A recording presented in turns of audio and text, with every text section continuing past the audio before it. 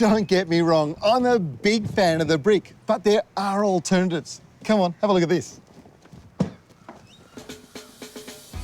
The Nalu Retreat in the coastal suburb of Yanchep won the rural building company the HIA's Innovation and Housing Project of the Year award.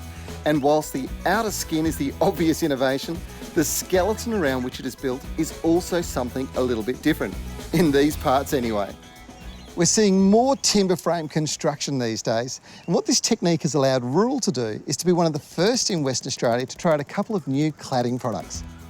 Now, the beauty of this stuff is not just in its good looks, but in its ability to restrict heat transfer. In other words, how well it keeps the summer heat out and how well it keeps the internal warmth inside during the cooler months. When the insulation recommended by the manufacturer is used behind this cladding, well, it achieves an outstanding thermal resistance quality. This means you use less energy heating and cooling the house, which saves in power bills. These panels don't just work together with the skillion roof to create the most distinctive property on the street. They also work hand in glove with the house design that makes the most of the sea breeze, and together they create a naturally comfortable home in an energy efficient way.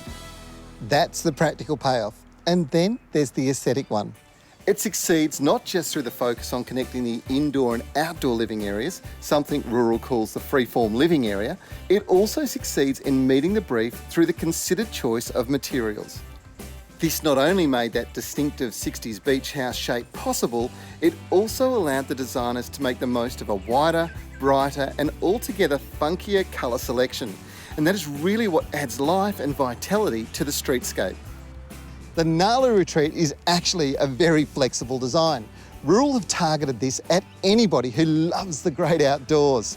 And as much as it might be a timber frame, weatherboard, ultimate beach house here, it's also just as suitable in a rural setting in double brick. And that's the beauty of building these days. There's so much choice.